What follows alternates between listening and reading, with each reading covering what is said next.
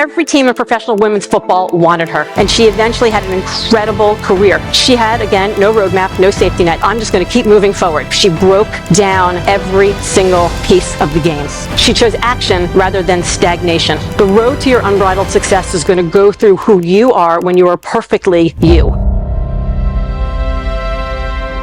Jen Welter developed a reputation on the rugby pitch in college, and that reputation that she developed for never backing down was cemented when she broke the thigh bone in a legal tackle she always wants me to tell you of one of her opponents. Little bone breaker Jen became the top of every professional women's football scouting list. And I say little bone breaker Jen because little bone breaker Jen was 5'2" tall.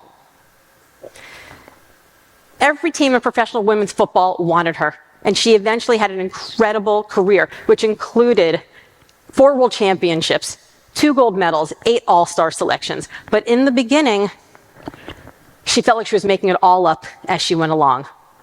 There was no safety net, and there was no roadmap. In fact, Jen became the first woman to play men's professional football when she became a linebacker for the Texas Revolution, an arena football team.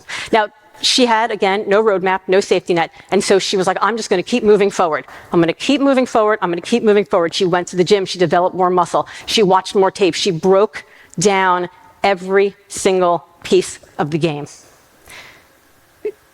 When you're stuck trying to make a difficult decision, analysis paralysis, you're not quite sure what to do. Do I grow my business? Should I take on that extra event? Do I bring on a new partner? Studies show that when you are stuck in a decision and you flip a coin, heads go forward, tails stay where you are. People who flip the coin that says heads go forward, they report that 2 months later, they're no worse off. And in fact, 6 months later, say they are substantially better, even if they say it was the wrong decision.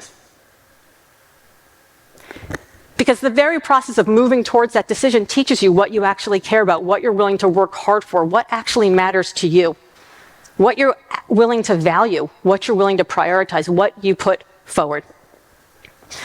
And so this is what Jen did. She chose action rather than stagnation. She kept moving forward. Now, by the way, if your action is, I'm going to stay in this one place and I'm going to gain more information, that's also action, as long as you set a parameter on it, as long as you set a time limit on it. But Jen knew that there was no way to have a perfect set of data. There was no way to be perfect in everything she did. She only wanted to be perfectly her. So every decision, one at a time, every single day, Jen moved forward. She didn't have a roadmap. She had to make her own. She knew her safety net was only an illusion. She didn't have size on her side. She couldn't play like all the other men. And so when she broke down the game into the physics of torque and the science of balance and the sort of mental game, she didn't actually realize this, but she'd made herself into a world-class coach. Jen became the first female coach of the NFL. She became the linebackers coach of the Arizona Cardinals. She didn't want to be a man.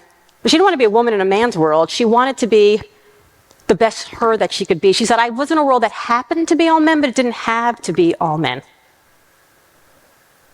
So she continued to show up at the games with her makeup done, with her hair done, with her nail polish, because she wanted all the other little girls to see that it could be done her own way.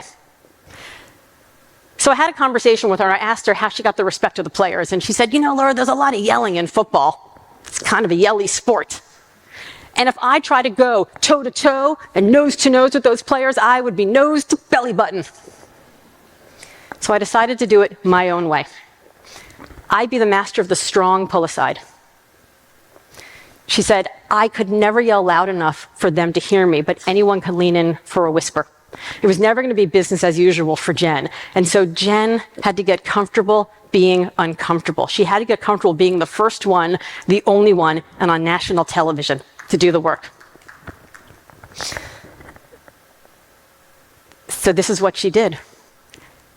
Because she showed up every single day as the perfect version of herself, the very best version of herself, you know that when you are busy, your standards are high. You know that when times are slow, your standards are high. Your standards never change.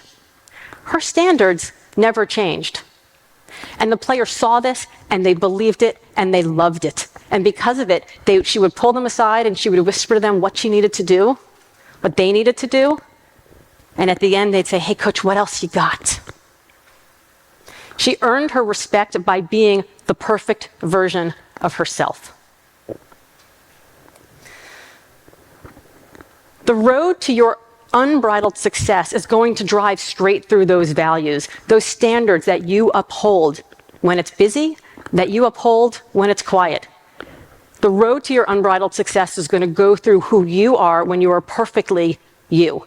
You could play the game where you're worried about everybody else breaking the internet with their weddings, but what do you do that is special to you, and how do you show up at 100% of that person? What do you stand for? Because if there's no roadmap out there, shouldn't you create your own? So the second macro lesson is that it's time to renegotiate our relationship with uncertainty. Because wonder hell is the excitement and the fear. It's the joy and the terror. It's the promise and the pressure. When you realize that the only one who gets to decide which you become, the one who walked in here or the one who leaves, my friends, it's you.